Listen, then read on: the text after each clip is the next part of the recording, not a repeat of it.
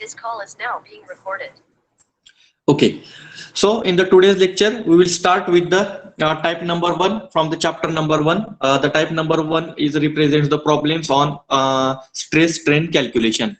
Okay, in the yesterday's lecture, we have discussed about the important formulas, which is required to solve the numericals based on the type number one. So once again, we will recap that all these formulas, then some of the conversion parts, and then we will start with the numericals. So the first important formula is related to the stress calculation. As we know that we have discussed about the basic definition of stress, that is stress is equal to force upon area. So the first formula is equal to, that is sigma is equal to P upon A. It is the formula for the stress calculation. Then second formula is related to the strain. As we know that the basic definition, change in dimension upon original dimension. But here, as the length is going to change, so we have written that particular formula in the form of length, that is strain E, or sometimes it is also represented by this particular epsilon sign. Okay, the strain is equal to change in length upon original length, which is represented by E is equal to, or small e is equal to delta L upon L. Then the third formula we have discussed related to the elastic constant. The E is called as a modulus of elasticity, or it is called as a Young's modulus, which is equal to sigma upon E. Means Young's modulus is equal to linear stress upon linear strain. So this E represents the constant parameter, or it represents the material properties.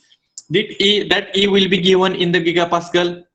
Sometimes it is given in giganewton per meter square. Sometimes it is given in Newton per mm square. So if it is given in Newton per mm square, we have to take as it is for the further calculation. But if that E is given in gigapascal or giganewton per meter square, so at that time we have to go for the conversion first, and then that converted value we have to use for our further calculation. Then formula number 4 is related to the deformation calculation. So the two cases we have discussed, that is the deformation due to the external load and deformation due to the self weight of the body. So the formula number 4 represents delta L is equal to PL upon AE. In that, this P represents the external load applied on the component, or external load applied on the body. Okay, then the formula number 5, again it is related to the deformation calculation. What is that formula 5?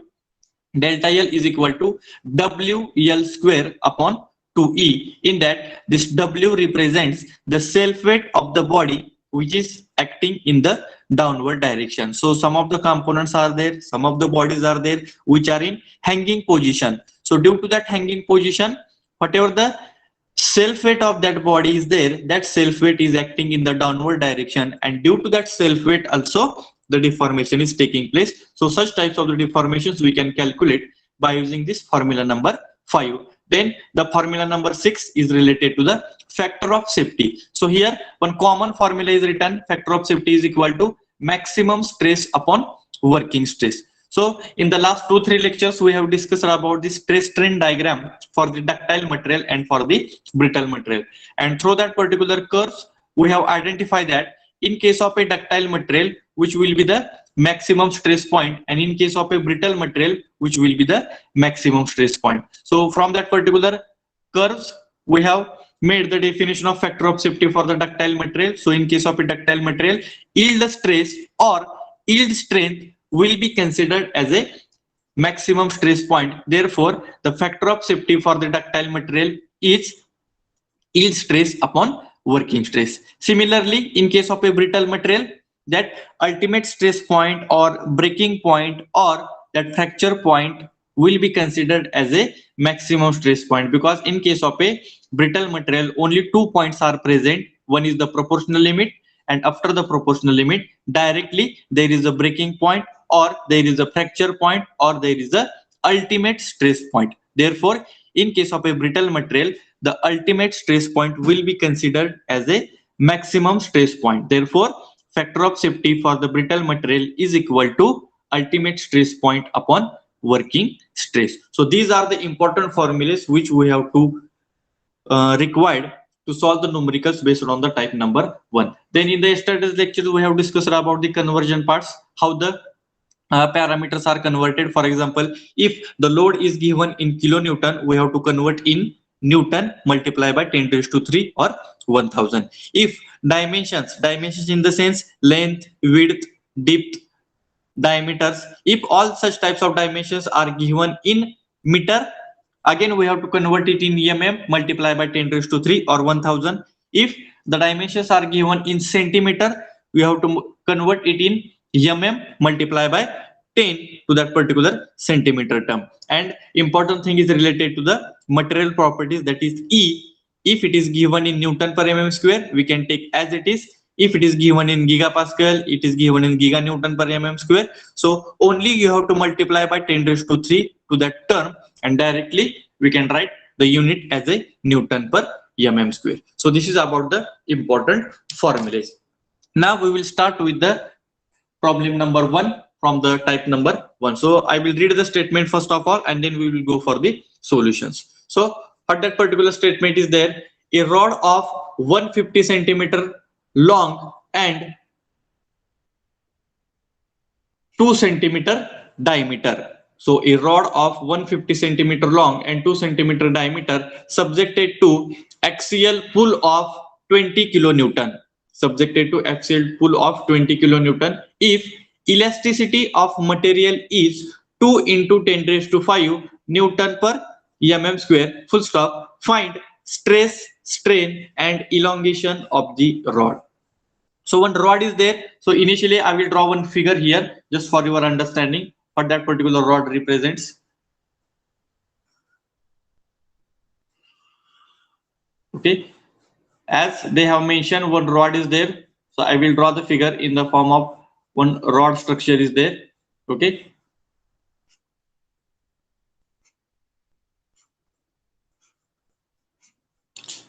That rod is subjected to the axial pull. What is the meaning of axial pull? Axial means the load is applied along the axis, and pull means this is the pulling force. So at the both sides, whatever the force is given, that is 20 kilonewton force is applied at the left side. Similarly, 20 kilonewton force is applied at the right side. The dimension of the rod is also given. How much dimension is given? That is, it is given in centimeter. So I will write 150 centimeter. Then diameter of rod, it is also given, diameter of rod is equal to 2 centimeters. So here the figure is not given, but just from that particular statement we have to draw the figure. That is, one rod is there, it is having dimensions, that is length is 150 centimeter, diameter is 2 centimeter, and that rod is subjected to the axial pull. Axial means the force is applied along the axis, and pull means pulling force, that is 20 kilonewton pulling force, or according to the direction we can say that this particular rod is under the tension. If you go through the direction of the forces, I can say that this rod is under the tension. And if the elasticity of material, elasticity means Young's modulus or modulus of elasticity, it is given 2 into 10 raised to 5 Newton per mm square. So already value is given in Newton per mm square, and they are interested to find out the value of stress, strain and the elongation. So if the statement is given, first of all we have to focus on the given parameters. So which are the given parameters they have given? That is length, it is represented by capital L. So length is equal to 150 centimeter, but we have to convert in mm. So what I have to do, if I have to convert the parameter from centimeter to mm, we have to multiply by 10 to that particular required value. So 150 into 10, directly it is converted in mm, that is 1500 mm. It is the length in mm. Then again the diameter is also given in centimeter. So again you have to multiply by 10. If I have to convert the parameter from centimeter to mm, so we have to convert that particular parameter by multiplying 10 to that particular required value. If I will multiply by 10 to this particular 2, so 2 into 10, it becomes 20 mm. So 20 mm is the diameter. Then P is given in 20 kilonewton. We can consider it as a tensile. So 20 into 10 raised to 3 into converted into the Newton. And last one is the Young's modulus. Already it is given in Newton per mm square. That is 2 into 10 raised to 5 Newton per mm square. So these are the given parameters, and we have to calculate sigma, that is stress value. We have to calculate E, that is strain value, and third one we have to calculate the deformation, that is delta L. Now here the body is subjected to the external load. Here the body is not subjected to the self weight. That means for the deformation calculation, we have to use the formula, that is delta L is equal to PL upon AE, because P represents the external load applied on the body. Okay, now one by one we will calculate all the terms. Now first term we have to calculate, that is first one is I have to calculate as a stress. So I have to calculate that particular stress value. Just see sigma. So from that particular list of the formulas, I am having the first formula, that is sigma is equal to P upon A. Sigma is equal to P upon A. So if I have to calculate the sigma, the P, it is given, that is body subjected to the axial force. Now A, the cross sectional area is not given, but whatever the parameters they have given, that is the rod is subjected to the some amount of diameter. That means for the area calculation, the diameter is given. So here I will write the terms. P is equal to, P is given 20 into 10 raised to 3 divided by area. What is that area? Pi by 4 into d square. So again is equal to 20 into 10 raised to 3, which is converted in Newton, pi by 4 into the diameter is also converted from centimeter to mm. So 20 square, which is equal to, if I will do this particular calculation, if anybody is having the calculators, please do the calculations and send me the answer. Yes, diameter is calculated 341, and whatever the stress you got, it is of 63.66. This is the correct answer, 63.66 Newton per mm square. So this is the first parameter we have calculated, that is stress. Okay, then second, if I have to calculate the strain, which is indicated by the epsilon, or I can say this. Therefore E is equal to delta L upon L. So this is the strain formula if I have to calculate. But if I have to calculate the strain value, the delta L we have to calculate, and L also we have to calculate. But as we know that the length of rod is given in centimeter, that is 150 centimeter, and we have converted in mm. But the delta L is not mentioned in the statement of the problem. Delta L is not mentioned in the statement of the problem. But as we know that the deformation formula, as that particular rod is subjected to the some amount of external load, so due to that 20 kilonewton axial pulling load, or we can say tensile load, the deformation of that rod is taking place, and we can calculate that particular deformation by using delta L formula. We are having that particular formula, delta L is equal to PL upon AE. That means for the strain calculation, initially we have to calculate the deformation, and then that deformation we have to put in the strain equation, and we can calculate the strain. So first of all, we will calculate the deformation. So we are having the formula delta L is equal to PL upon AE. In that, this P represents the external load. How much amount of external load is applied? 20 kilonewton pulling load or 20 kilonewton tensile load is applied. So I will put the value 20 into 10 raised to 3 into length is converted in mm, so 1500 divided by area. Once again we can write the formula, or we can write out the converted value directly, divided by 2. It is already given in Newton per mm square. So if I will calculate the delta, so do the calculations immediately and tell me the answer. So what will be the deformation? So 0.47, correct? It is the correct answer. So 0.47 or 477 mm. This is the deformation of rod. In bracket you can write tensile. Why? Because there is an increase in length. So whatever the 20 kilonewton force is applied on that particular rod, due to that 20 kilonewton load, as the body is subjected to the under tension, therefore this delta L represents the increase in length of the rod. So in bracket you have to write down the tensile. So then by using this particular delta L, therefore I can calculate E is equal to, once again I will write the formula delta L upon L. So 0.477 divided by original length 1500, which is equal to, what is the strain value? Please tell. Do the calculations. Delta L upon L. We will get the strain value. 3.13 into 10 raised to 4 unit Yes. less. 10 raised to minus 4 or 4? -4. Minus Yes, 4. that's minus 4.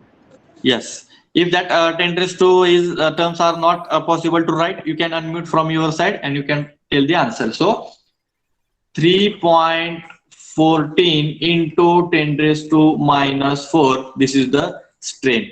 This strain is the unitless quantity. There is no any unit for this particular strain parameter because unit of delta L, it is mm. Unit of length, it is mm. That mm, it will get cancelled. Therefore, the strain term is the unitless quantity. So this is about the problem number 1 related to the stress, strain, and the deformation or the elongation calculation. So this is very simple problem, but just for going to the type number 1, we will solve with some of the basic numericals and then we will go in the detail. Okay, have you got this particular problem number 1? That is how the stress is calculated. Stress is equal to force upon area.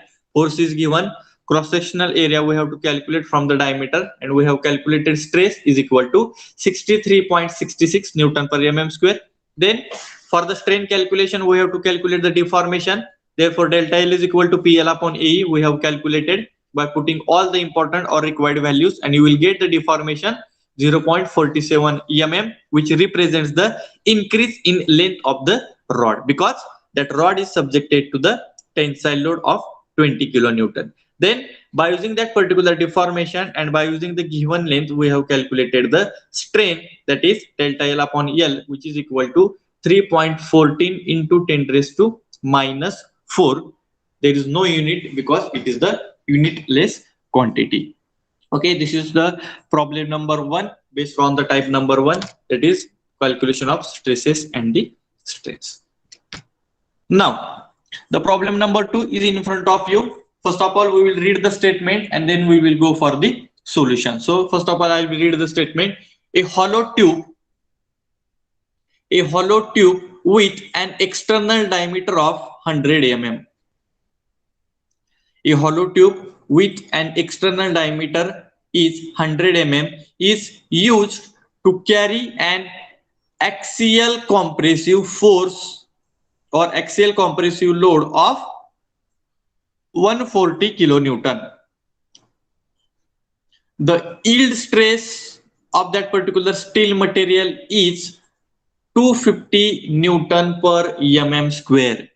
Yield stress of the steel is 250 Newton per mm square. Determine the thickness of tube required using factor of safety 2. So what is the statement? One hollow steel tube is there. That steel tube is having the external diameter 100 mm. Only external diameter is given. Okay, and that tube is carrying 140 kilonewton compressive load. So whatever the load is applied on that particular hollow tube, it is 140 kilonewton compressive load is there, and the yield stress of that particular steel material, yield stress, or we can consider as a yield strength of that particular steel tube is given 250 Newton per mm square, full stop. Determine thickness of the tube. So as the tube is subjected to the hollow in cross section, they are interested to find out the thickness of tube, and for the further calculation they have given, consider the factor of safety is equal to 2. So the factor of safety they have given in the statement for your further calculation. Now if you go through this particular next figure, in that the figure of that particular hollow tube is given. So if you go through this particular figure, in that particular figure, one hollow tube is there. That hatching line represents the tube is in hollow in the cross section. So its parameters are mentioned. So at this particular top side, that means from this point to this particular point, the external diameter is given how much? It is represented by the capital D. So in the given parameter, capital D is equal to 100 mm. So already parameters are given in mm, so need not require to go for the conversions. Okay, from this particular internal side, from this particular side, from this side to this side the internal diameter is there. So I will draw here once again small d. This small d represents the internal diameter of the tube. Already it is mentioned in the figure. Then d we have to calculate first for the thickness calculation. Then this particular hollow tube is subjected to the external load P. How much amount of load is applied? 140 kilonewton load is applied, and it is subjected to the compression. So we have to convert in Newton. Therefore 140 into 10 raised to 3 Newton. So load is converted into the Newton, and according to the direction we can see at the top side the compressive load is applied. Similarly, at the bottom side also the compressive load is applied. That means according to the direction of the forces, we can say that this particular hollow tube is under the compression, because in the statement itself they have mentioned this tube carries axial compressive load of 140 kilonewton. Okay, so these are the parameters. Then the yield stress of that particular steel material is given. Yield stress or yield strength, that is 250 Newton per mm square.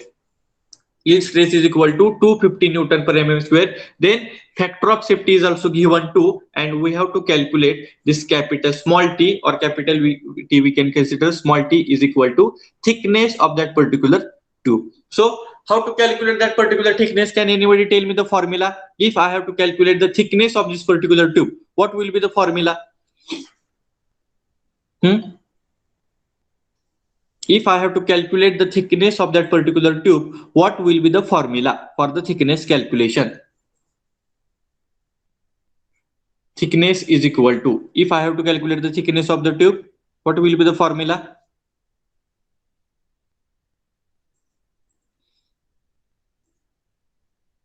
Okay, I will tell. So thickness is equal to capital D minus small d divided by 2.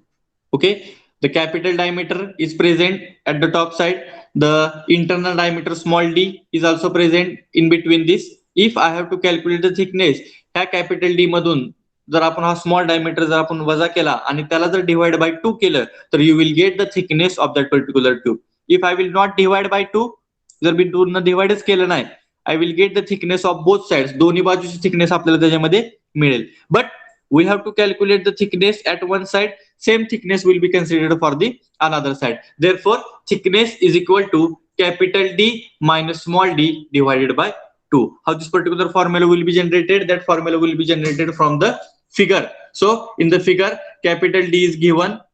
ह्या capital D मधून जर हा small diameter आपण वजा केला आणि त्याला जर divide by 2 केलं, तर you will get the thickness. But for this particular thickness calculation, the capital D is given, but small diameter, internal diameter is not given. If internal diameter will be given, immediately in the second step, we'll put both the diameters and we'll divide by 2, and immediately within 2-3 steps, you will get the answer. But here, for our further calculation, only external diameter is given, but internal diameter is not given. So initially we have to calculate the internal diameter, and then we have to calculate the thickness. Okay. Now, for our further calculation, according to this statement, the yield stress of that particular steel is 25 Newton per mm square. What is meant by the yield stress? Can anybody? What is meant by the yield stress? Maximum Whether stress. this particular Maximum steel, stress. whether that particular steel is a ductile material or brittle material. Anybody? Whether steel is yes. Okay. Okay. In case of a ductile material, which will be the maximum stress point?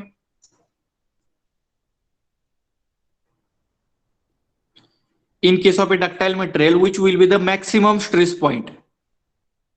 B. Yield stress point.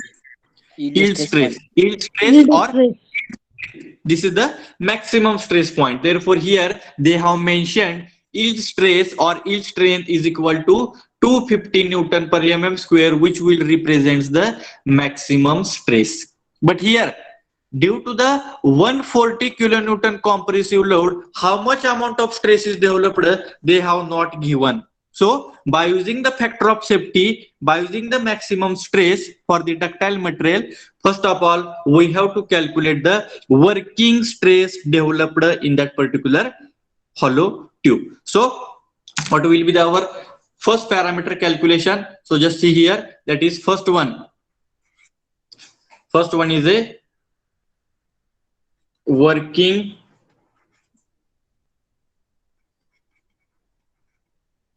stress, which is represented by the sigma. So for the working stress calculation, we are having the formula for the factor of safety for the ductile material. Factor of safety is equal to maximum stress divided by working stress. Okay, therefore factor of safety is equal to, I can write yield strength upon sigma. For the ductile material, maximum stress point will be considered as the yield strength, or we can consider as the yield stress divided by sigma. Sigma represents the working stress. Therefore next step, factor of safety is given to yield strength is given 250. We have to calculate sigma. Therefore the working stress will be 250 divided by 2 is equal to, what will be the sigma value? Please do the calculations. 125. 125 Newton per mm square. So this value represents, just hold. Okay, this sigma represents 125 Newton per mm square. How it is calculated? By using the factor of safety, because in the statement they have mentioned the yield strength of the steel is equal to 250 Newton per mm square. Then factor of safety is given 2. By using that particular factor of safety formula for the ductile material, we have calculated working stress in that particular tube, which is equal to 125 Newton per mm square. This is the working stress developed. So please keep in mind, if in the such types of the statements or in any statement, if yield strength, ultimate strength along with factor of safety is these parameters are given, immediately you have to remind that in this particular formula we have to use the formula of factor of safety either for the ductile material or either for the brittle material. Okay, and by using that particular formula we have to calculate the working stress developed in that particular material. So by using the first formula, factor of safety, we have calculated the working stress. Now we have to calculate the diameter. We have to calculate the diameter, because for the thickness calculation only external diameter capital D is given, but internal diameter is not given. That means we have to calculate the small d. Therefore we are having we have one more formula, that is sigma is equal to capital P upon A.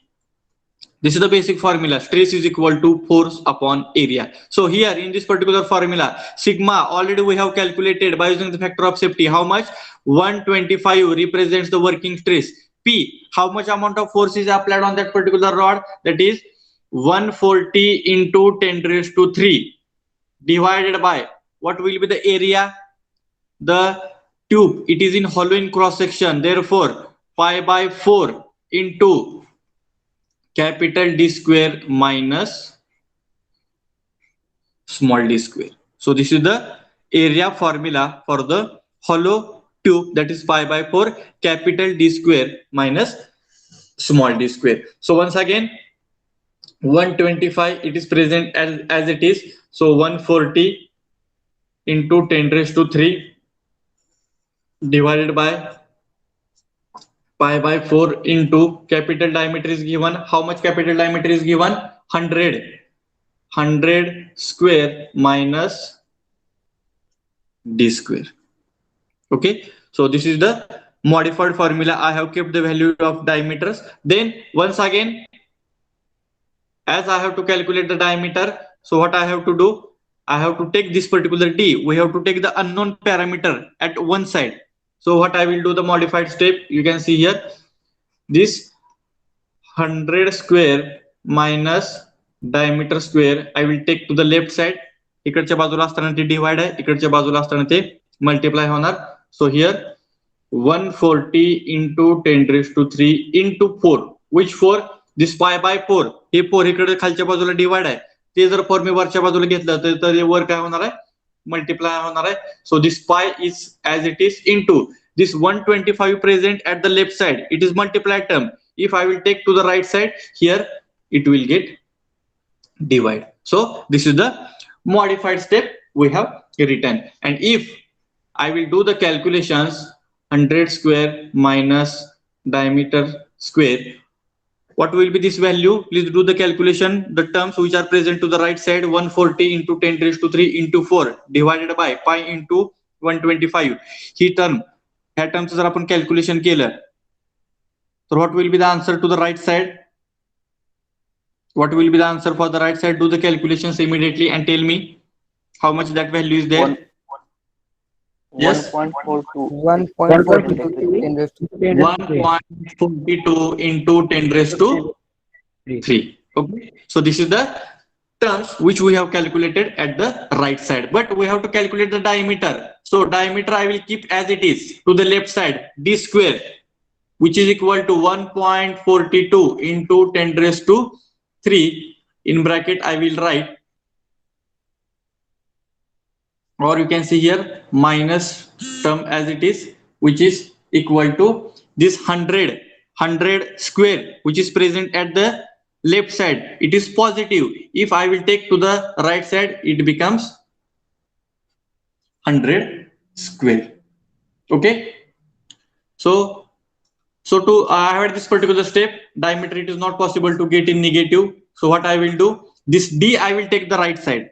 So here minus d square, it is present at the left side. If this d I will take to the right side, it becomes positive d square, and this 100 square minus 1.42 into 10 raised to 3. So diameter it is not possible to calculate in negative. So what I will do, this minus d square I have taken to the right side, therefore it becomes d square. This 100 square is as it is at the left side, and this 1.42 into 10 raised to 3, it is present at the right side. If that term I will take to the left side, it becomes negative. Therefore 100 square minus 1.42 into 10 raised to 3. So I will get the answer in the form of d square, and if I will take the square root, so I will get the diameter small d is equal to how much?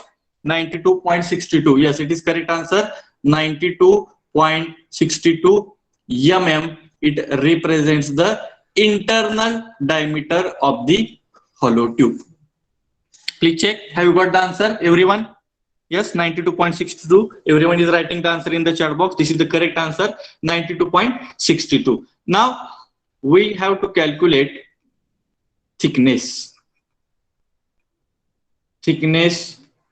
of tube, which is represented by the small t. So we are having the formula, thickness is equal to capital D minus small d divided by 2. तुम्ही 2 न जर divide केलेलं नाही तर तुम्हाला दोन्ही बाजूची thickness येणार, म्हणजे लेफ्ट साइडची पण थिकनेस येणार आणि राइट साइडची पण थिकनेस येणार. But we have to consider only one side thickness. Therefore मोठ्या डायमीटर मधून जर स्मॉल डायमीटर डिवाइड केला आणि त्याला जर थिकनेस न डिवाइड केलं तर तुम्हाला त्याची ओरिजिनल थिकनेस मिळेल. So capital D is given 100, small d we have calculated 92.62 divided by 2. Therefore t is equal to, what is the thickness value? Yes, 3.69. Everyone is written 3.69 mm. It represents the thickness of that particular hollow tube. So like that, this is the calculation. 3.69, it is the correct answer. Diameter 92.62, this is also correct answer. Thickness, we can represent the thickness by the either by the capital T or we can represent by the small t. So this is the problem number 2, which is related to the dimension calculation. Dimension means we have calculated the diameter, one internal diameter we have calculated, then we have calculated the thickness of that particular tube. But before that calculation, what is the use of that yield strength and factor of safety that we have to understood. So please keep in mind, in any type of statement, if yield strength or ultimate strength, if these values are given along with factor of safety, immediately you have to remind that this particular problem or this particular statement is based on the formula of factor of safety either for the ductile material or either for the brittle material. So in this particular problem, what we have done, by using the factor of safety and maximum stress, we have calculated the working stress.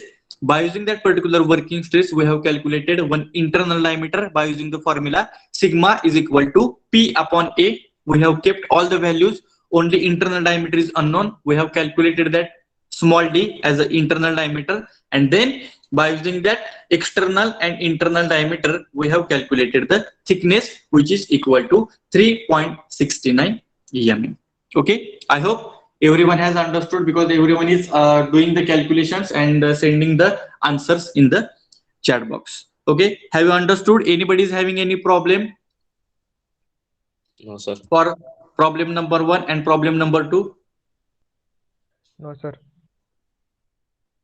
No, sir. Yes.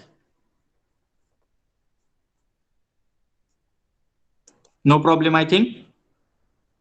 Okay. Okay. Now we'll move to the next problem number 3.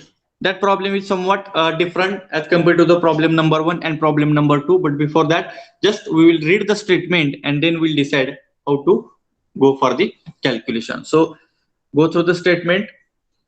A stepped bar, whatever the bar is given, it is a stepped bar. A stepped bar shown in the figure. So whatever the figure is given, subjected to axial compressive load of 35 kilonewton. So whatever the load is given, it is a 35 kilonewton axial compressive. Axial compressive means load is applied along the axis and its nature is compression. Full stop. Find maximum and minimum stress produced. We have to calculate the maximum stress developed in that particular bar as well as minimum stress developed in that particular bar. So why it is called as a stepped bar? Because if you go through this particular construction of that particular bar, in that it consists of two sections having the two different dimensions. Okay, so this bar is fixed at the bottom side. You can see here the hatching lines are given at the bottom side. It is fixed like this. Why it is called as a stepped bar? Because it consists of two sections. For example, this is section number 1. Okay, having diameter 2 centimeter. This is section number 2, having diameter 3 centimeter. Top section is having the diameter 2 centimeter. The bottom section or section number 2, it is having the diameter 3 centimeter. As the two diameters are different, its construction is like a step. That means for the section number 1, 2 centimeter diameter is there. For section number 2, 3 centimeter diameter is there. Due to that different dimensions, this bar will be considered as a stepped bar, and this bar is subjected to the 35 kilonewton force, which is compressive. This force is moving in downward direction at the bottom side. This particular bar is totally fixed, and whatever the force is applied from the top side, it is in downward direction, and according to this downward direction, I can say that this particular section number 1 and section number 2, it is under the compression. The rod bar dimension of the load, if it is in upward direction, then this particular bar is under the tension. But in the statement they have mentioned this particular stepped bar is subjected to the axial compressive load of 35 kilonewton. So due to that compression, this 35 kilonewton is moving in the downward direction, and its another bottom side, this bar is totally fixed. So this is the actual construction. Okay, then we have to find out the maximum and minimum stress developed in the rod. Before solution, first of all, we have to focus on the given parameters. P is given how much? 35 kilonewton. We have to convert in Newton, that is 35 into 10 raised to 3 multiplied by 10 raised to 3 Newton. Then D1 means, capital D1 means diameter of section number 1, which is given 20 centimeter. We have to multiply by per centimeter to mm. We have to multiply 10. Just wait. we have to multiply by 10. Therefore, 2 into 10, it becomes 20 mm. Then D2, capital D2, it represents the diameter of section 2, which is given 3 centimeter. Again, you have to multiply by 10. You will get the answer 30 mm. That means D1 is equal to 20 mm and D2 is equal to 30 mm. And we have to calculate the maximum stress and the minimum stress. Then how we have to calculate the maximum stress and the minimum stress? Out of this particular two sections, in which section stress is maximum and in which section stress is minimum? So for that purpose, first of all, we have to understood one thing, that is the stress is maximum where area is minimum. So first of all, we'll calculate the maximum stress. Okay, first of all, we will calculate the maximum stress. But to calculate the maximum stress, first of all, we have to understand one statement, that is stress is maximum where area is minimum. The stress is maximum where area is minimum. जिथं minimum area असणार आहे तिथं तुमचा stress काय असणार आहे, maximum असणार आहे. Now please tell me whatever the two sections are in front of you, that is section number 1 and section number 2. Out of this particular two sections, where the stress will be maximum. Stress कुठे maximum असणार आहे सांगा, as per the statement given. Either section number 1 or either section number 2. Where stress is maximum. Section 1. One. Why? Because in the section number 1, the area is minimum because its diameter is 2 centimeter. The diameter of section number 2 is 3 centimeter, which is maximum as compared to the section number 1. Therefore, the stress is maximum where area is minimum. Therefore, if I have to calculate the sigma max, which represents the maximum stress, which is equal to P upon A1. Why A1? Because in case of a section number 1, its area we have to calculate because its diameter is 2 centimeter. Due to that 2 centimeter, or if I will compare that particular 2 centimeter with the section number 2, it is minimum. Therefore, if I will write sigma max is equal to, the force is common for all, that is 35 into 10 raised to 3 divided by area pi by 4 into d1 square, because section number 1. Therefore, sigma max is equal to 35 into 10 raised to 3 divided by pi by 4 into diameter 1 converted in mm, 20 square. Therefore, sigma max is equal to, do the calculation immediately and tell me the answer. What will be the maximum stress? Yes, 111.40 Newton per mm square. That is 111.40 Newton per mm square.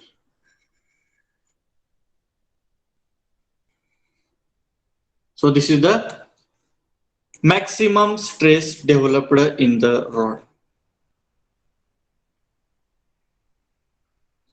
Yes. 11.08. It is a wrong answer. Please convert all the parameters in mm. So here the force is converted in Newton, multiply by 10 raised to 3, 35 into 10 raised to 3. Diameter, it is also converted in mm. If you take the value of P only in Newton and you forget to convert that particular diameter in mm, you will not get this particular answer, because maximum times in the examinations, all the answers will be considered as a mm.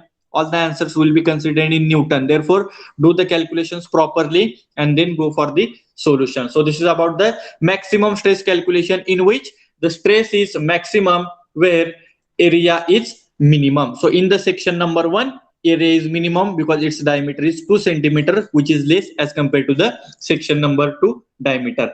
Then minimum stress.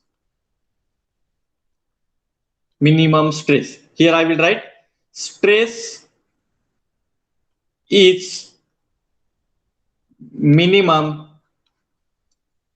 where area is maximum.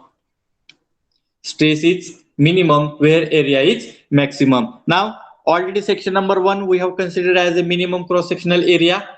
Remaining section is section number 2, having diameter 3 centimeter. Therefore, its cross-sectional area is maximum as compared to the section number 1. Therefore, sigma minimum is equal to, again, P upon A2. Therefore, sigma minimum is equal to P as it is, area pi by 4 into D2 square, because second section we are considering for the calculation. Therefore, sigma minimum is equal to 35 into 10 raised to 3 divided by pi by 4 into 30 square. So sigma minimum is equal to, I hope everyone has doing the calculation. Yes, 49.51. Just I will check the answer. Yes, correct. That is 49.51 Newton per mm square. This is the minimum stress developed in that particular stepped path. So if I will compare both the answers, sigma max 111.40 Newton per mm square, which represents the maximum stress where area is minimum. If I will compare 49.51 Newton per mm square, it represents the minimum stress where area is maximum. So from this particular problem, we have to understood that wherever the cross-sectional areas are maximum in that particular section, whatever the stress is developed, it will be minimum. बघा, जेवढा cross-sectional area किंवा जेवढा त्याचं dimension maximum असेल तेवढा ते material stress काय करणार आहे, मॅक्सिमम सस्टेन करणार आहे. जर डायमेन्शन एकदम स्मॉल असतील, डायमीटर एकदम स्मॉल असेल, एकदा का डायमीटर कमी झाला म्हणजे काय झालं, त्याचा क्रॉस सेक्शनल एरिया पण कमी झाला. क्रॉस सेक्शनल एरिया कमी झाला म्हणजे त्या बॉडीमध्ये जर थोडा जरी स्ट्रेस इंड्यूस झाला तर लगेच ती बॉडी काय होणार आहे, ब्रेक होणार आहे. म्हणजे मॅक्सिमम स्ट्रेस तो एरिया काय करणार आहे, तुमचा सस्टेन करू शकत नाही. Therefore, these two statements we have to understood, that is stress is maximum where area is minimum. Stress कुठं मॅक्सिमम असणार आहे, तर जिथं एरिया तुमचा कमी असणार आहे. And stress is minimum where area is maximum. जिथं एरिया तुमचा जास्तीत जास्त असेल म्हणजेच तिथं तुमचा डायमीटर जास्त असेल त्या ठिकाणी मात्र तुमचा काय असणार आहे, स्ट्रेस हा मिनिमम असणार आहे. Therefore in while developing the such types of the component, ज्या ठिकाणी आपल्याला कंपोनंट डेव्हलप करायचे असतील त्या ठिकाणचा अगोदर तुम्हाला पहिल्यांदा स्ट्रेस हा कॅल्क्युलेट करावा लागतो आणि त्याच्यानुसार त्याचं डायमेन्शन आपल्याला काय करावं लागतं, डिझाईन करावं लागतं. फॉर एक्झाम्पल, तुम्हाला एखाद्या बॉडीवर 150 न्यूटन पर एमएम स्क्वेअर एवढा स्ट्रेस काय करायचा आहे, सस्टेन करायचा आहे. तर त्या 150 newton per mm square stress sustain करण्यासाठी तुम्हाला त्या बॉडीचे डायमेन्शन्स काय डिझाईन करावं लागतील किंवा त्याचा डायमीटर काय डिझाईन करावं लागतील. For example 100 mm. So for the 100 mm that body can sustain the stress up to the 150 newton per mm square. म्हणजे 100 पेक्षा जास्त जरी तुम्ही डेव्हलप केला तरी चालेल, but it should be up to the 100 Newton per mm square. Getting? So this is about the third problem, which is related to the maximum stress calculation and the minimum stress calculations. So have you got the difference how to calculate the maximum stresses and minimum stress? So please take that particular statement in your notebook. Stress is maximum where area is minimum. Stress is minimum where area is maximum. Please take this particular two statements in your notebook, maybe at the top of your notebook. So during study, you can understood that particular statements and it will be help for your solution of the numericals. Okay. Can you go to the next problem? Yes, sir. Anybody is having any problem? No, sir. Okay. Now, the next problem is in front of you. I will read the statement first and then we will go for the solution, and we have to identify that whether this problem is based on which type. Please read the statement. A copper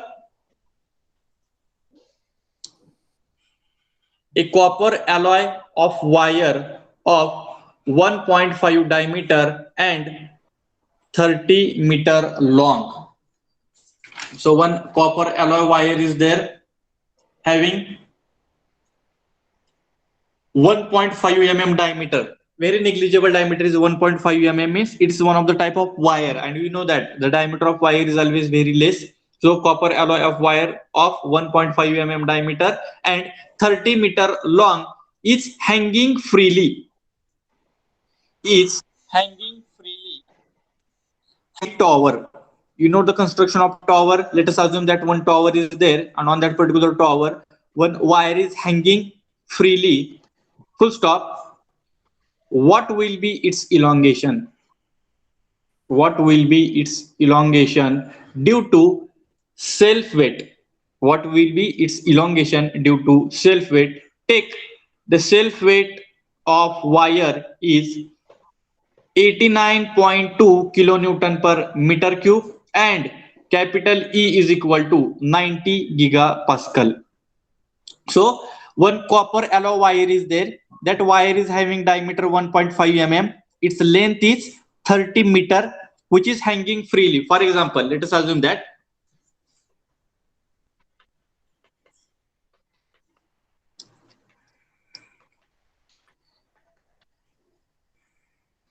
this is one tower which is fixed at bottom side, and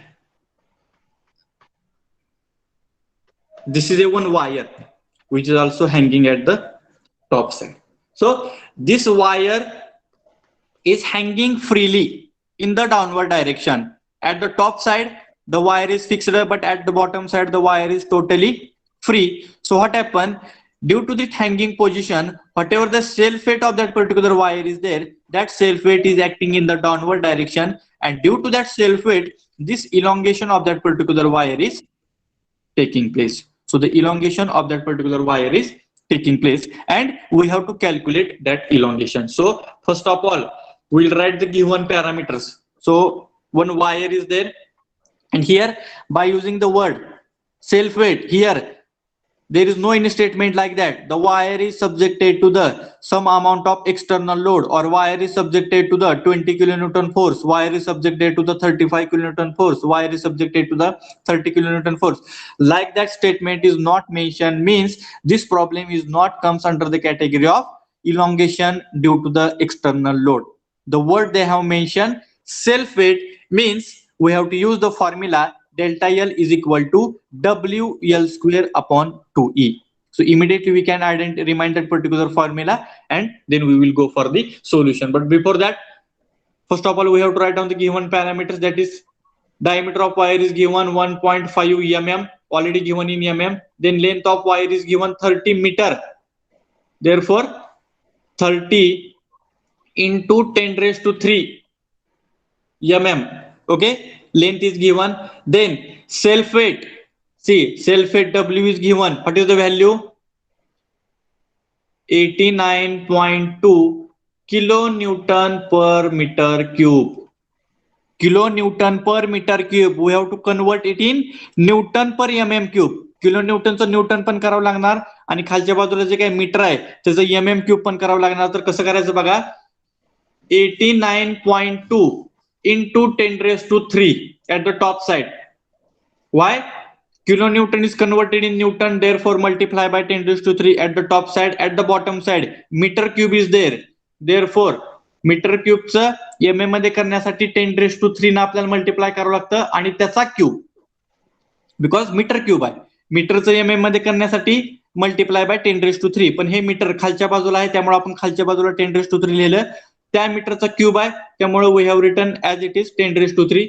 so you will get 89.2 into 10 raised to 3 divided by 10 raised to 9, because 3 into 3 it becomes 9, and you will get 89.2 into 10 raised to 3 into 10 raised to minus 9, because this 10 raised to 9 is present at the bottom side, therefore it is plus. If I will take this particular 10 raised to 9 at the numerator side, so it becomes minus. Therefore, you will get the answer. बघा, 89.2 into 10 raised to 3 into 10 raised to minus 9. या ठिकाणी तुमची काय होती, एकतर berries होते किंवा वजाबाकी होते. So you will get 89.2 into 10 raised to plus 3 minus 9. For the maximum term, minus sign is present. Therefore, it becomes 10 raised to minus 6. That is Newton per mm cube. So whatever the W is given in kilonewton per meter cube, we have converted that particular W in Newton per meter cube. So at the top, we have multiplied by 10 raised to 3, converted in Newton. At the bottom side, meter is converted in mm, multiplied by 10 raised to 3. So at the denominator side, you will get the 10 raised to 9. ते जर वरच्या बाजूला घेतलं तर ते 10 raised to -9 होते. म्हणजे वरच्या बाजूला तुमची 10 raised to 3 पण आहे, 10 raised to -9 पण आहे. So we have to go for the subtraction and -6. Why it is -6? कारण -9 ह्या मॅक्सिमम टर्मचा आपल्याला साइन आपल्याला काय करावं लागतं तिथं द्यावं लागतं. Therefore 89.2 into 10 raised to -6 Newton per meter cube. So this is the given parameters we have there. Then we have to calculate the delta L. So here it is not possible to use the formula PL upon AE. We have to use the formula W L square upon 2E. So W we have calculated, length already given, 2 it is given. Now Young's modulus E, how much is given? Here I will write E is equal to 90 gigapascal. So how it is converted in Newton per mm square? So whatever the value of E is given, that 90 multiplied by 10 raised to 3 Newton per mm square. जी काय गिगापास्कलची value आपल्याला दिलेली आहे किंवा ती जर value giga Newton पर metre square मध्ये जर दिली असती तर त्या दिलेल्या व्हॅल्यूला फक्त आपल्याला काय करायचंय 10 raised to 3 ने काय करायचंय मल्टिप्लाय करायचंय. त्याचं डिटेल कन्व्हर्जन मी काल तुम्हाला एक्सप्लेन केलं होतं. गिगा न्यूटन म्हणजे काय असतं तर 10 raised to 9 असतं, ते वरच्या बाजूला घ्यायचं, खालच्या बाजूला मीटर स्क्वेअर आहे, मीटर स्क्वेअरचं परत आपल्याला काय करावं लागणार mm स्क्वेअर मध्ये करावं लागणार, म्हणून खालच्या बाजूला 10 raised to 3 त्याचा स्क्वेअर म्हणजे 10 raised to 6, वरच्या बाजूला 10 raised to 9, खालच्या बाजूचं 10 raised to 6 जर आपण वर घेतलं तर ते काय होणार 10 raised to -6. Mug 10 raised to 9 आणि 10 raised to -6 ह्या दोन्हीचं जर सबस्ट्रक्शन केलं तर शेवटी तुम्हाला काय मिळणार आहे 10 raised to 3. Therefore if the E is given in gigapascal, if it is given in giganewton per meter square, multiply by 10 raised to 3 and directly convert in Newton per mm square. So we have converted. So delta L is equal to W, how much? 89.2 into 10 raised to -6 into length. Length किती आहे बघा 30 into 10 raised to 3. It is converted in mm आणि परत त्याचा square आहे. Don't forget to make the square of 10 L square. Sometimes we are writing 30 into 10 raised to 3 as it is, but here in the formula L square is there, so don't forget to make the L square. 2 into 90 into 10 raised to 3. So you will get the delta L. How much? Please do the calculations. 0.444. Yes, correct. 0.446 mm. Don't forget to write down the unit because there is a separate half mark or sometimes 1 mark is there for your unit. So 0.446 mm represents the elongation of copper alloy wire due to the self weight of that particular wire. As this particular wire is in hanging position, which is fixed at the top side. Hanging position means immediately you have to remind that hanging means it is fixed at the top side and bottom side is totally free. And due to that hanging position, what happened? There is no load on the wire, but due to its hanging position and due to its self weight, स्वतःचं जे काय weight आहे, it is acting in the downward direction. Due to that self weight, the elongation is taking place, and that elongations we have calculated here by using the formula delta L is equal to W L square upon 2E. How to identify the such types of the numericals? The important word is that self weight of the body. जर self weight असा जर word एखाद्या statement मध्ये जर दिला असेल तर लगेच तुम्हाला तिथे रिमाइंड झालं पाहिजे की this particular problem is based on the type number 2, that is deformation due to the self weight. So here 0.446 mm represents the elongation of copper alloy wire due to its self weight, which is acting in the downward direction. So this is the problem based on the elongation calculation due to the self weight. Getting? All of you are getting this particular problem? How to calculate the elongation due to the self weight? So here the list of the formulas. Whatever the list of the formulas I have given before the numericals. that list we have to remind. Very simple formulas are there. So through that particular list only, whatever the 4 to 5 problems we have solved just now, all the problems are based on that particular list only. Whatever the list of the formulas I have given for the type number 1. Okay, I hope you have understood. If you are facing any problem, please ask.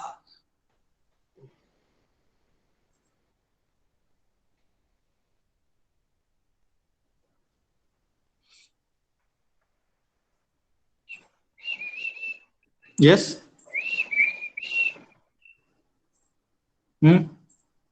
Suyesh.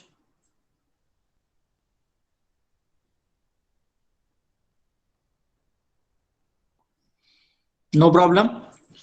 Okay. Now. Okay.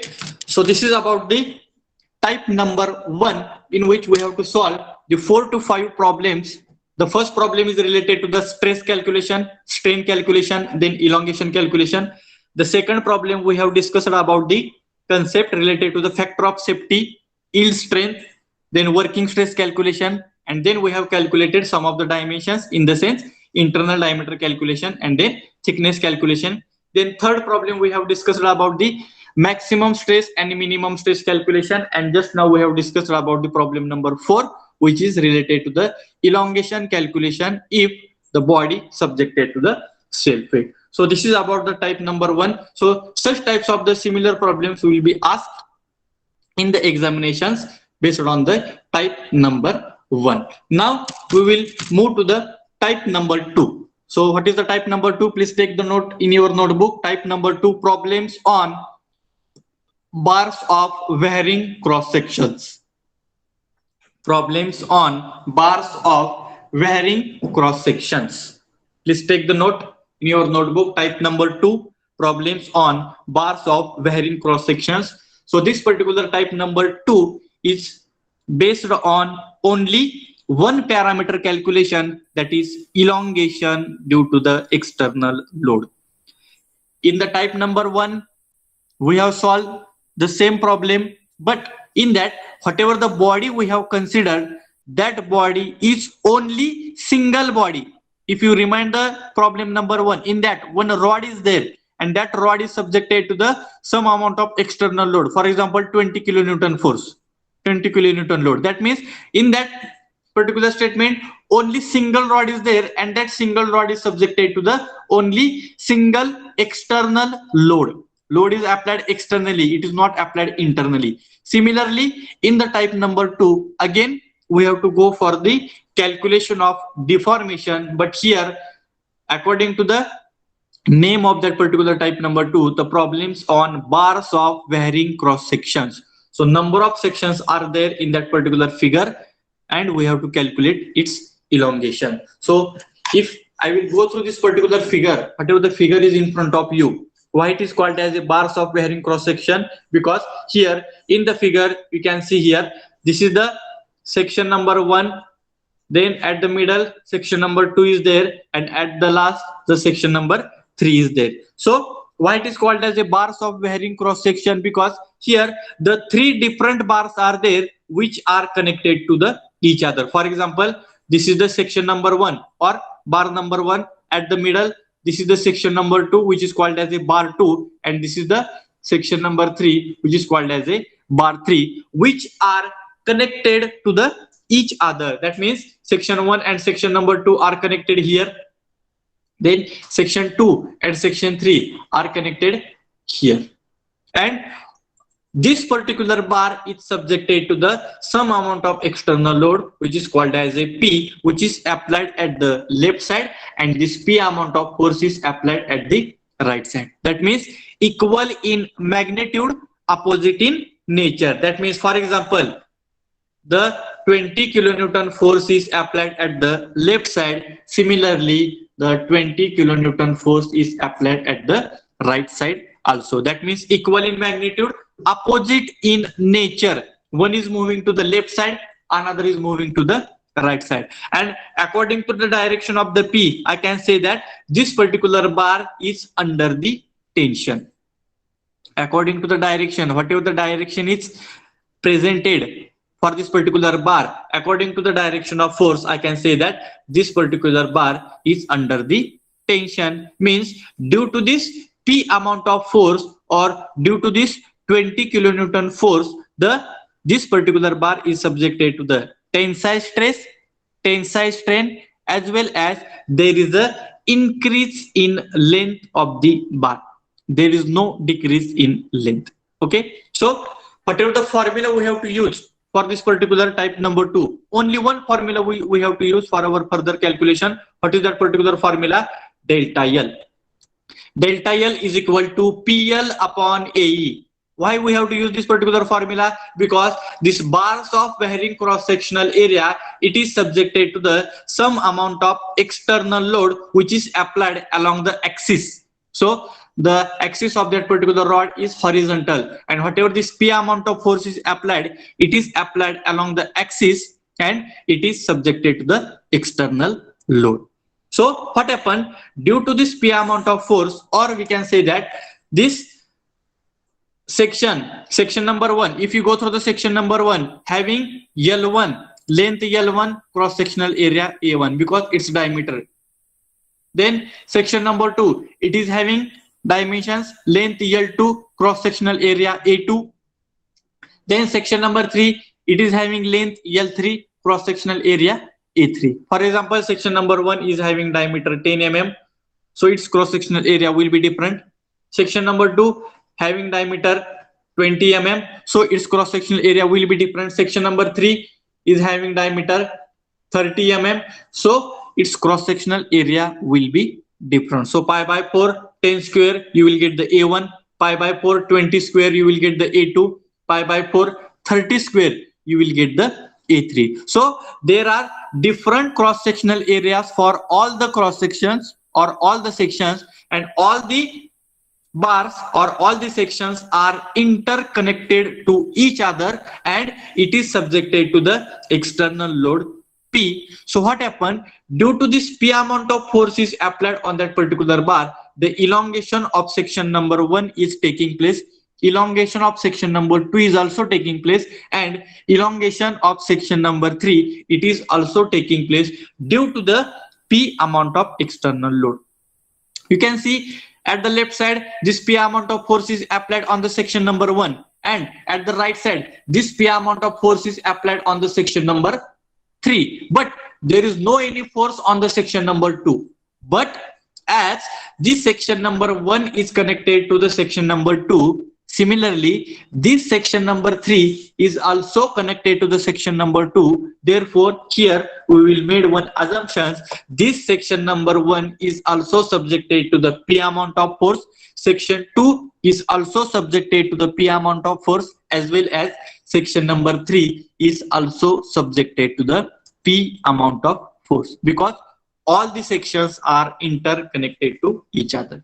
म्हणजे बघा, the 20 kilonewton force जर ह्या P ची जर value तर 20 kilonewton force दिली असेल, तर this 20 kilonewton we have to consider for the section number 1, same 20 kilonewton we have to consider for the section number 2, same 20 kilonewton force we have to consider for the section number 3. Means P, it will remain same for all the 3 sections. So therefore we calculate the total deformation of the rod. So we are having one formula, delta L is equal to total deformation of the total bar is equal to delta L1 plus delta L2 plus delta L3. जर आपल्याला ह्या total बारची जर change in length काढायची असेल किंवा increase in length काढायची असेल किंवा चेंज इन डिफॉर्मेशन काढायचं असेल, तर अगोदर आपल्याला ह्या प्रत्येक सेक्शनचं डिफॉर्मेशन काढावं लागेल. Means for the section number 1 we have to calculate the delta L1, for the section number 2 we have to calculate the delta L2, for section number 2 we have to calculate the delta L3, and after that we have to make the definition of delta L1 plus delta L2 plus delta L3, and addition of all the elongation will represent the total elongation of the rod. Therefore the formula I have written here, total deformation is equal to delta L1 plus delta L2 plus delta L3. So this is the problem based on the problems on bars of varying cross section. Why it is called as the bars of varying cross section? Because three different cross sectional areas are connected to each other and it is subjected to the one external load P. Due to that external load P, elongation of all the sections will taking place simultaneously. म्हणजे 20 kilonewton force me apply केल्यानंतर section 1 चं पण elongation होणार आहे. Section 1 हा 2 ला connect केल्यामुळे आणि section 3 हा पण 2 ला कनेक्ट केल्यामुळे ह्या सेक्शन 2 चं पण इलॉंगेशन होणार आहे. तसंच ह्या सेक्शन 3 वर 20 किलोन्यूटन फोर्स पण अप्लाय झालेला आहे, त्यामुळे त्याचं पण इलॉंगेशन होणार आहे.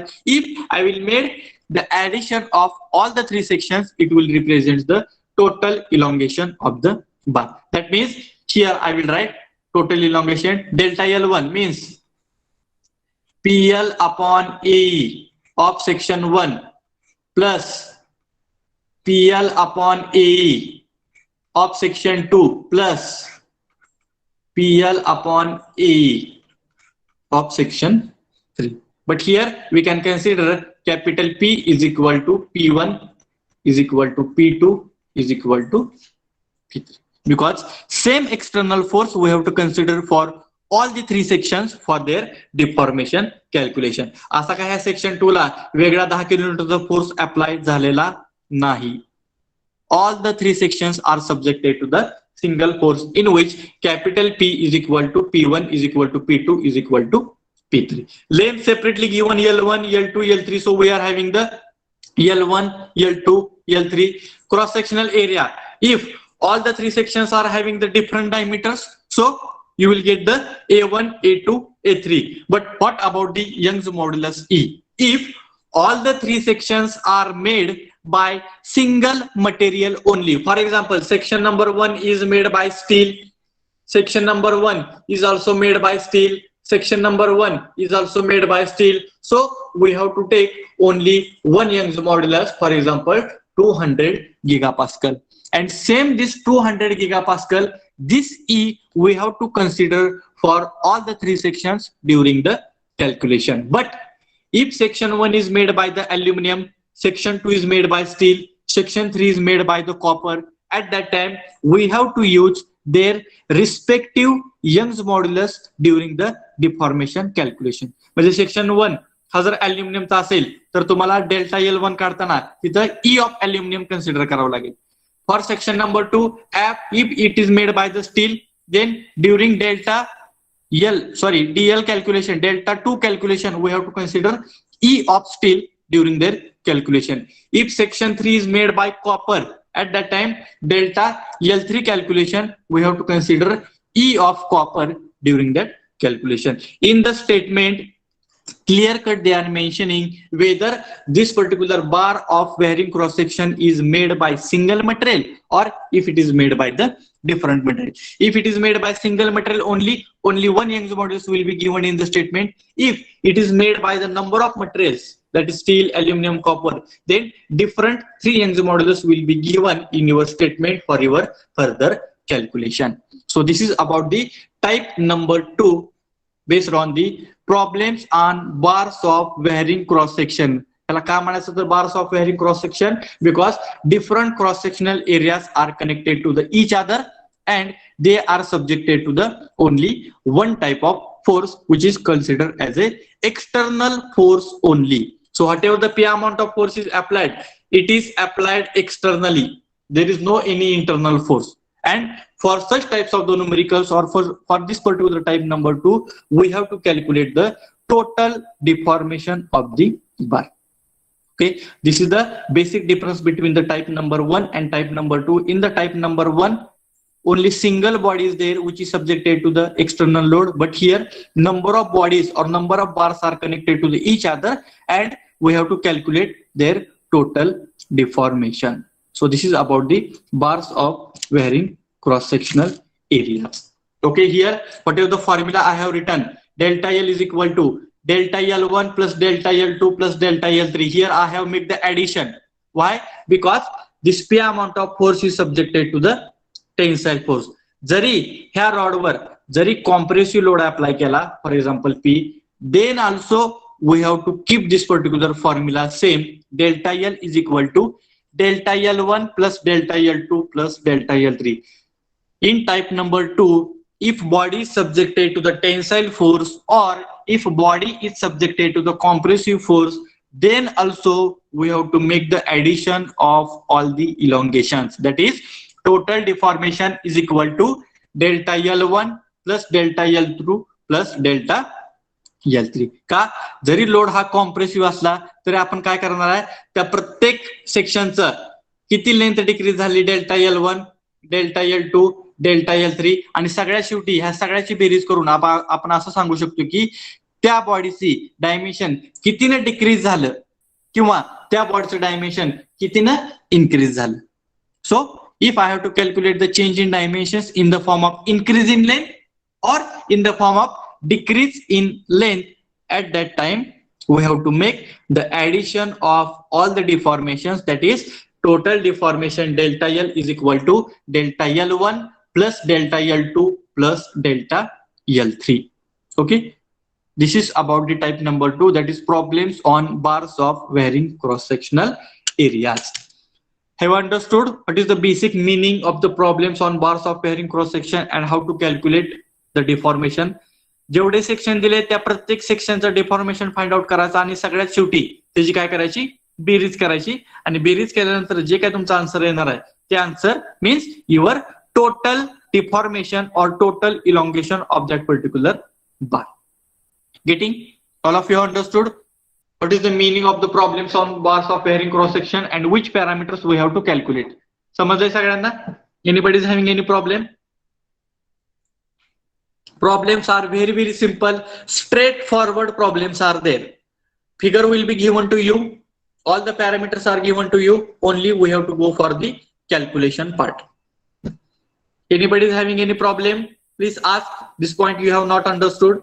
Bars of varying cross section, the name itself suggests, or that particular figure, whatever the figure is in front of you, that figure itself suggests that why it is called as the bars of varying cross sectional area.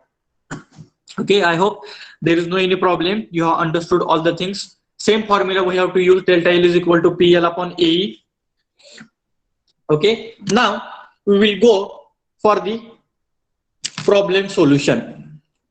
We will solve one problem based on this particular type number 2, problems on bars of varying cross section. So read the statement. So whatever the figure is in front of you, so for that particular problem we have to identify the solution. So I will read the statement first and then we will go for the solution. What is the statement?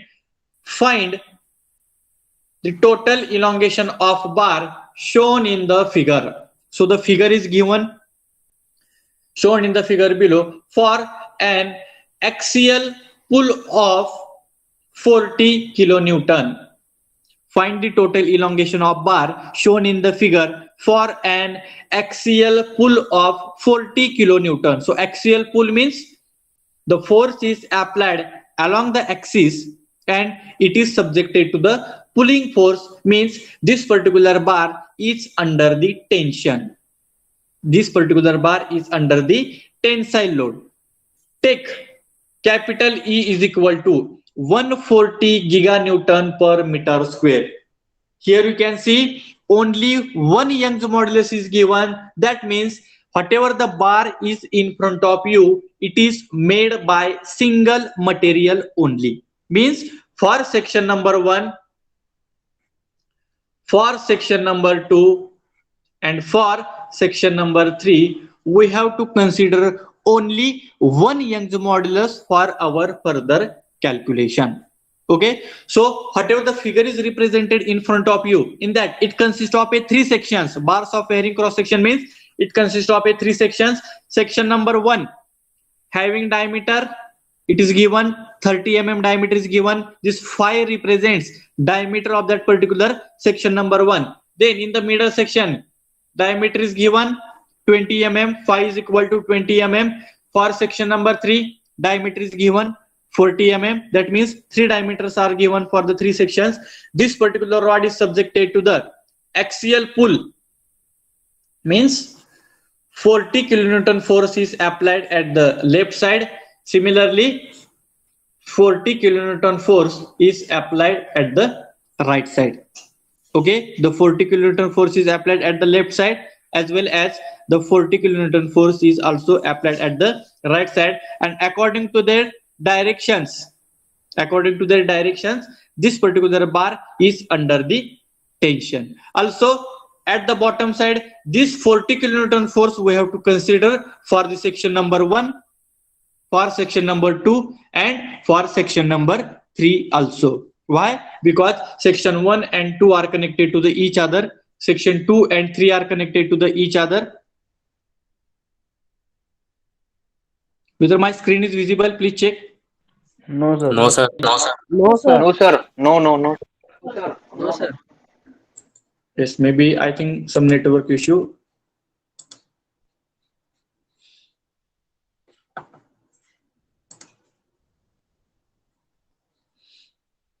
Just wait for the few minutes.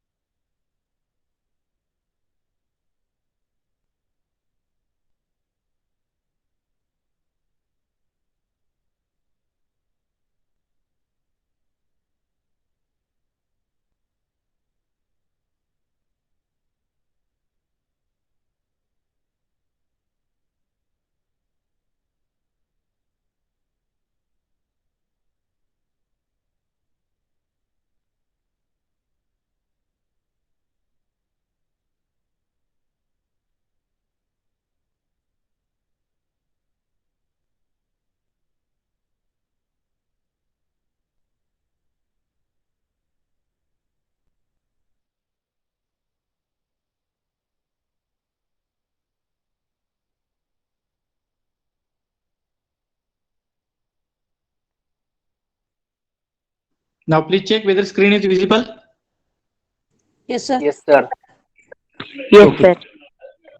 Okay, so we are discussing about here this 40 kilonewton force is considered for section number 1, for section number 2, as well as for the section number 3. Okay, because section 1 and 2 are connected to the each other, and section 2 and 3 are also connected to the each other. That means same force we have to consider for all the 3 sections. And whatever this 40 kilonewton force is applied, you can see here it is applied externally.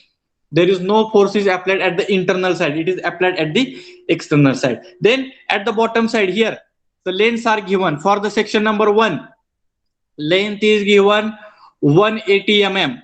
Okay. For section number 2, length is given 200 mm. For the section number 3, length is given 160 mm. That means for section 1, 2, 3, their diameters are given. For section 1, 2, 3, L1, L2, L3, it is also given. Young's modulus E, 140 giganewton per meter square. Only one Young's modulus means section number 1, section number 2, and section number 3 are made by same material. If they are connected by the different materials, then maybe section number 1, there will be the different Young's modulus, section 2, different Young's modulus, section 3, different Young's modulus. But here it is not mentioned like that. So these are the given parameters. So in given what they have written, P is equal to 40 kilonewton. It is given in kilonewton, so you have to multiply by 10 raised to 3. You will get in the Newton. Then Young's modulus, you can see E is equal to 140 giganewton per meter square. But we have to use Young's modulus value in Newton per mm square. So what we have to do? Only we have to multiply by 10 raised to 3, and directly you will get in the Newton per mm square. Also here how it is converted, it is also mentioned, because at the top side 140 into 10 raised to 9, because giganewton is converted in Newton, therefore we have written 10 raised to 9. At the bottom side meter square is there, so we have to convert in mm square. तर metre जर mm मध्ये आपल्याला करायचं असेल तर खालच्या बाजूला 10 raised to 3 लिहिलं आणि मीटरचा स्क्वेअर असल्यामुळं तो स्क्वेअर ऍज इट इज. सो 3 दोन्ही 6.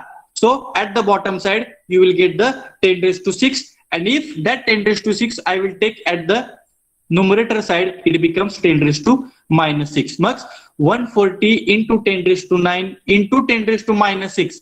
जर ह्या दोन्हीचं जर सबस्ट्रॅक्शन केलं तर सगळ्यात शेवटी आपल्याला मल्टिप्लाइंग पॅरामीटर काय मिळणार आहे, तर 10 raised to 3. Therefore capital E is equal to 140 into 10 raised to 3 Newton per mm square, and we have to calculate the delta L. Means we have to calculate the total elongation of bar. Now we have to calculate the total elongation, means we have to define the formula. First of all, basic formula you can see here, that is total deformation is equal to delta L1 plus delta L2 plus delta L3. So this is the basic formula, because 3 sections are there, and for all the 3 sections we have to calculate the deformation. Yes, some of you are representing the answer in the chat box. 0.28, 0.29, this is the correct answer, but just for others I will give the solutions. That is total deformation is equal to, here PL upon AE of section plus PL upon AE of section 2 plus PL upon AE of section 3. PL upon AE of section 3. So this is the formula. First of all, I have written the basic formula, total deformation. Then delta L1, delta L2, delta L3, I have written the separate formulas. But here, if you see, here we have to calculate the cross-sectional areas. So first of all, what we have to do? First of all, we have to calculate the cross-sectional areas. That is area calculation. So A1 for the section number 1, pi by 4. What is the first area? That is 30 square. Then A2 pi by 4 into 20 square. A3 pi by 4 into 40 square. So please tell me the areas. A1 is equal to pi by 4, 30 square. What will be the answer? Anyone please do the calculation. Pi by 4 d square. 706.85. Yes, how much? 706.85 mm square. Okay, then area A2 pi by 420 square. Instead of putting, yes, 314.16 mm square. Then go for the calculation of A3. Instead of putting the A is equal to pi by 4d square directly in the delta L formula, first of all you calculate the A1, A2, A3 separately, and then we'll directly put. So what will be the A3? Please, anyone please type once again. 1256. 1256.63. 1256.63 mm square. Okay. So for the section 1, length is given. How much? 180 mm. For section 2, length is given, I think 200 mm. And for section 3, length is given 160 mm. Just I will check once again. 180, 200 and 160 mm. That means L1, L2, L3 is also given. A1, A2, A3 we have calculated. Then P already given, which is common. So therefore, now what I will do? Total deformation is equal to. So from the delta L1, delta L2 and delta L3, 2 parameters are constant. Which are those? From delta L1, L2, L3, 2 parameters are constant. PL upon AE, PL upon AE and PL upon AE. Which 2 parameters are constant? You will take outside the bracket. P and E. P and E, because here in the delta L1, P means P1, in delta L2, P2 means again P, in delta L3, P3 means again P, as all the three sections are made by the single material only. So capital E is equal to E1 is equal to E2 is equal to E3. So here I will write capital P is equal to P1 is equal to P2 is equal to P3, and capital E is equal to E1 is equal to E2 is equal to E3. So I will take outside the bracket. So P upon E, sorry, E in bracket, what is remaining? L1 upon A1 plus L2 upon A2 plus L3 upon A3 is equal to, what is the value of P? How much value is given? Newton. 40 into 10 raised to 3 divided by E is given 140 into 10 raised to 3. In bracket, the term L1, how much amount of L1 is there? 180 divided by, what is the area? 706.85 plus sign as it is, then L2 200 divided by 314.16 plus L3 160 divided by 1256.63, bracket complete. So if I will go through the detailed solution, so I will get the deformation is equal to.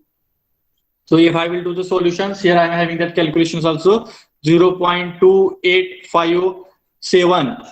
In bracket also you can go for the solution 0.2546 plus L2 upon L3 किती येते बघा 0.6366 plus L3 upon A3 किती येते 0.1273, and at the end if I will calculate the total deformation, who will tell please? What will be the elongation? 0.291. Yes, 0.291 mm. It represents the total elongation of rod. In bracket you just write down the tensile, because whatever the 40 kilonewton force is applied, this 40 kilonewton force is a pulling force or it is a tensile force. Therefore this delta L represents the increase in length of the bar, because in bracket I have written as a T, that means there is a tension. If that load is a compressive load, we have to follow the same procedure. We have to do the addition only. Delta L is equal to delta L1 plus delta L2 plus delta L3. Even force is compressive.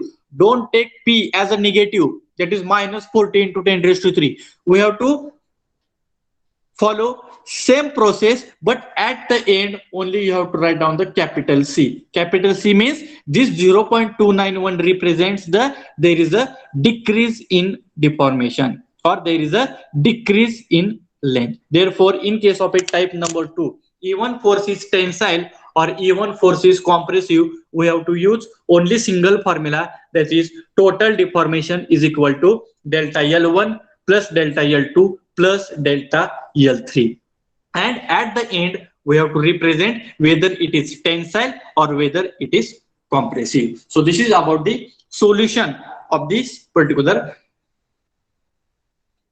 problem number 1, which is related to the bars of varying cross-sectional areas, in which we are calculating the total deformation of the bar by calculating deformation of section number 1, section number 2 and section number 3. So in that, what is the important things? In that the force will remain constant for all the 3 sections. Here in this particular problem, only Young's modulus is also remains constant, because all the 3 sections are made by the same material. Some of the numericals are there in which E will not be remain constant, because if the 3 sections are made by the different materials, at that time we have to consider that particular E for section 1 separately, for section 2 separately, and for section number 3 separately. So this is about the problem we have discussed. The same solution also it is represented in front of you. So here what I have done, I have kept all the values directly in the formulas. Baga. P value I have kept 14 to 10 raised to 3. Area A1 pi by 4 d square. In this particular formulas only I have kept, but just for your better understanding, in the previous what I have done, I have calculated A1, A2, A3 separately, and it becomes very simple. तुम्ही जर pi by 4 D square ह्या value directly जर तुम्ही त्या delta एलच्या फॉर्म्युल्यामध्ये put up केल्या, तर at that time there may be possibility of wrong calculation. So what you do? Please try to increase the number of steps.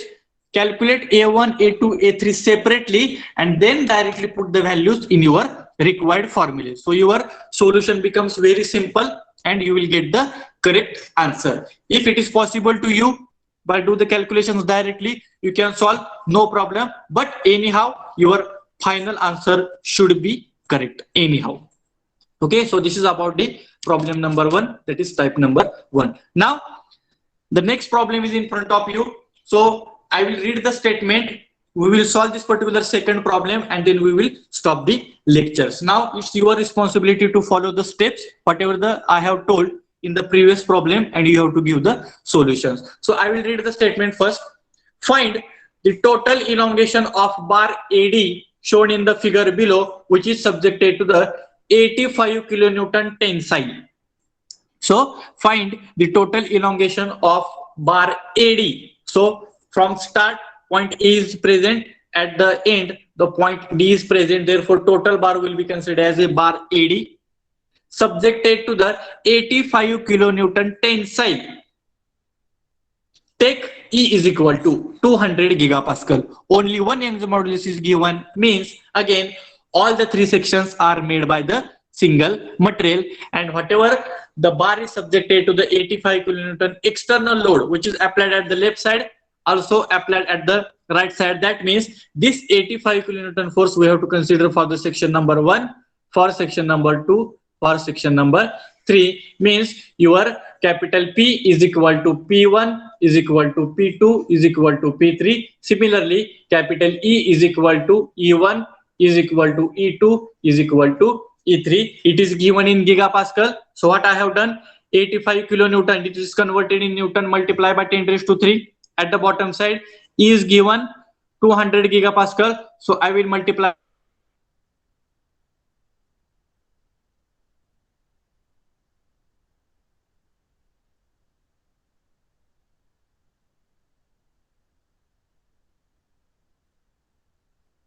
is given 22 mm. Please keep in mind, section 1 diameter 30, section 2 diameter 25, section 3 diameter 20.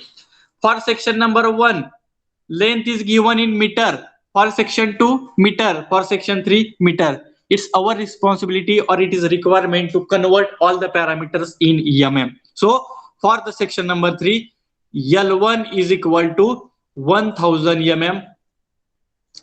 L2 is equal to 2000 mm, and section 3 L3 is equal to again 1 meter, that is 1000 mm, and we have to calculate the total elongation of the rod.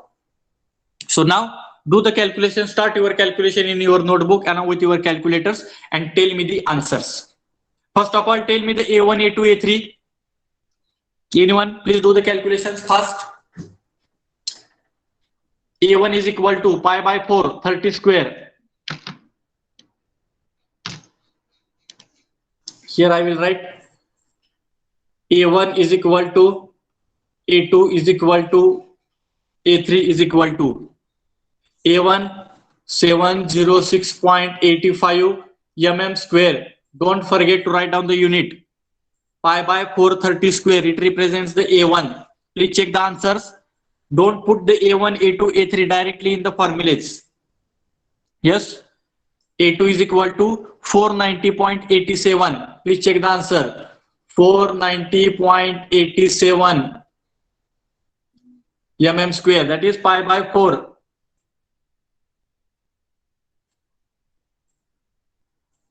A3, what will be the A3 pi by 4? 22 square, yes, 380.13. 380.13. 380.13 mm square. A1, A2, A3 we have calculated. Then use our formula delta L of AD, because they have mentioned the word AD.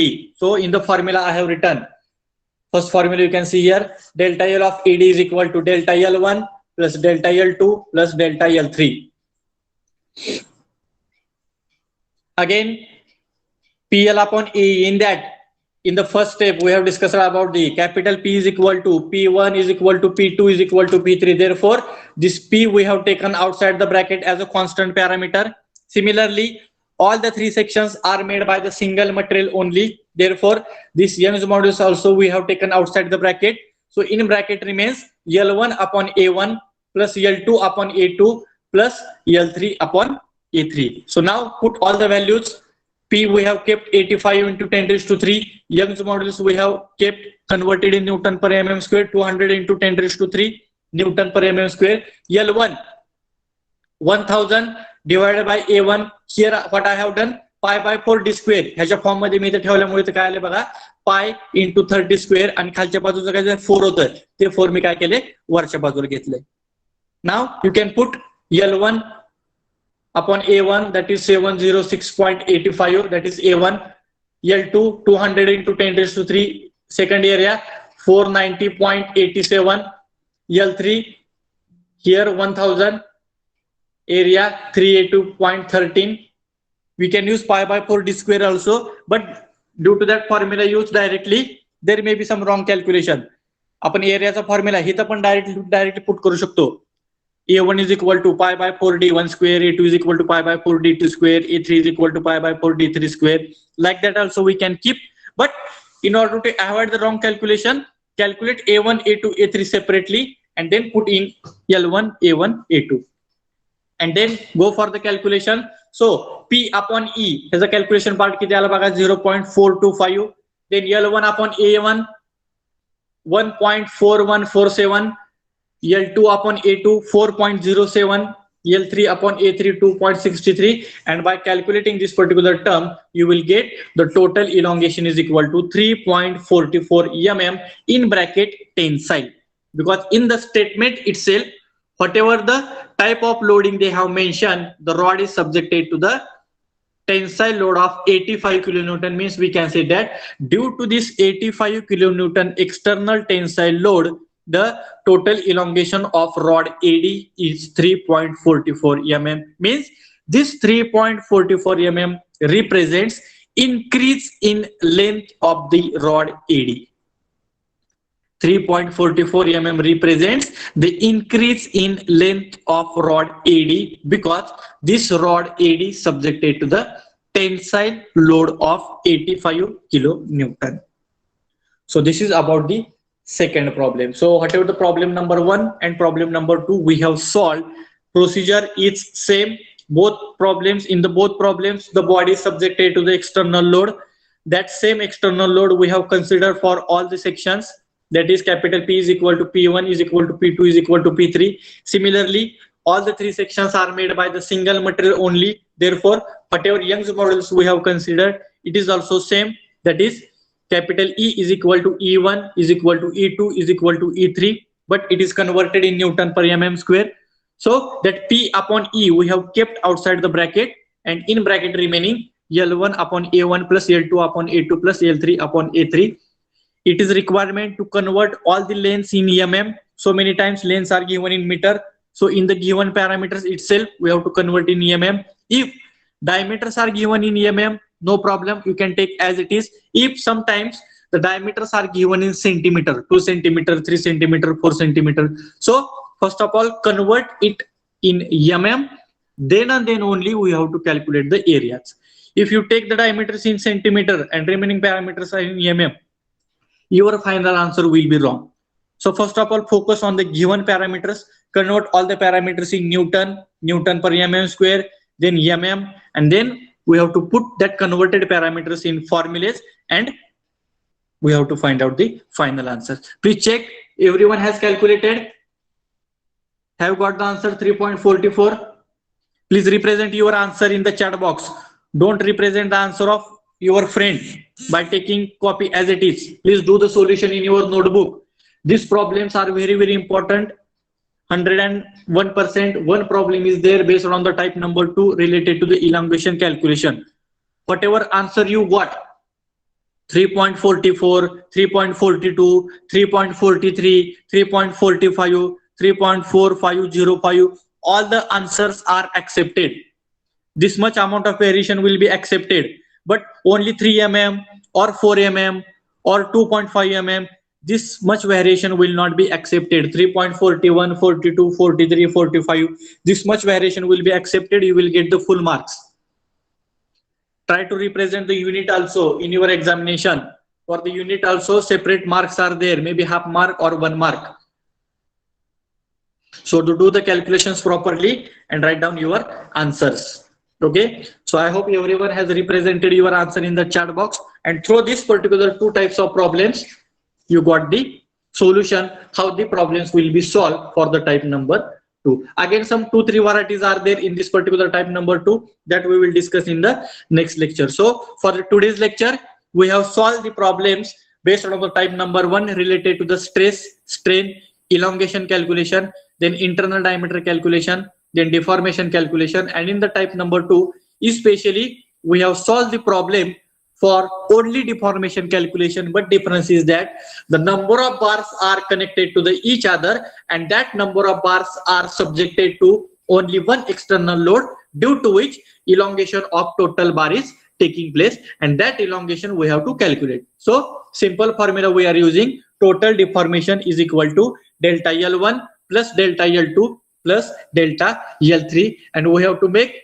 addition of all the deformations. Even load is tensile and even load is compressive, but at the end only you have to write down capital T or capital C in the bracket. So I hope you have understood. Anybody is having any problem, please ask. If you have not any problem, please write your roll number in the chat box for your attendance. Write your roll number properly. It is your responsibility to represent your roll number in the chat box. If you are not writing your roll number, your attendance for the today's lecture, 2 lectures, it will not be considered. Only roll number is sufficient. SB 30, SB 45, like that you have to represent. Now name is not required. Those who are remaining, please write your roll number at once only. If you are writing at once, it will be sufficient.